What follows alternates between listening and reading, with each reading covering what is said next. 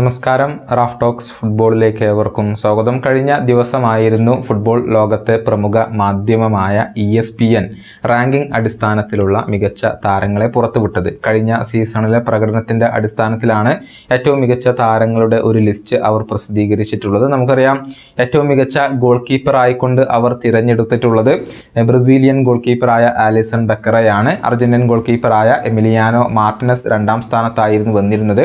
അതുപോലെ തന്നെ സ്ട്രൈക്കർമാരുടെ കാര്യത്തിലേക്ക് വരുമ്പോൾ ഒന്നാം സ്ഥാനത്ത് കിലിയൻ എംബപ്പെ ആയിരുന്നു വന്നിരുന്നത്.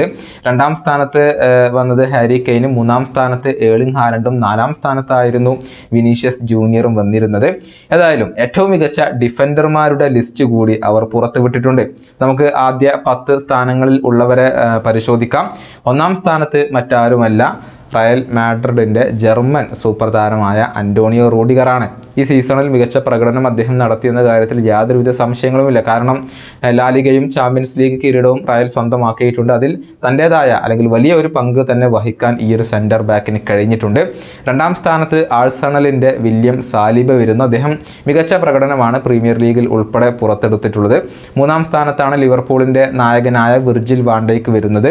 നാലാം സ്ഥാനത്ത് മാഞ്ചസ്റ്റർ സിറ്റിയുടെ പ്രതിരോധ നിര താരമായ കെയ്ൽ വാക്കർ വരുന്നു. അഞ്ചാം സ്ഥാനത്താണ് PSG ബ്രസീലിയൻ സൂപ്പർ താരമായ മാർക്കിഞ്ഞോസ് വരുന്നത്. ആറാം സ്ഥാനത്ത് മാഞ്ചസ്റ്റർ സിറ്റിയുടെ ജോൺ സ്റ്റോൺസ് വരുന്നു. ഏഴാം സ്ഥാനത്ത് PSG അഷ്റഫ് ഹക്കീമി.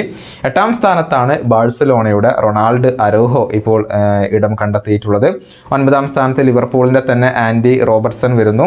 പത്താം സ്ഥാനത്ത് ഇന്റർ മിലാൻ്റെ താരമായ ഫെഡറിക്കോ ഡിമാർക്കോ വരുന്നു. ഇതാണ് ആദ്യ 10 സ്ഥാനങ്ങളിൽ ഉള്ളവർ. ഏതായാലും റൂഡിഗറെ സംബന്ധിച്ചിടത്തോളം അർഹിച്ച ഒന്നാം സ്ഥാനം തന്നെയാണ് അദ്ദേഹം നേടിയിട്ടുള്ളത്. മികച്ച പ്രകടനമാണ് ഇപ്പോൾ അദ്ദേഹം നടത്തിക്കൊണ്ടിരിക്കുന്നത്.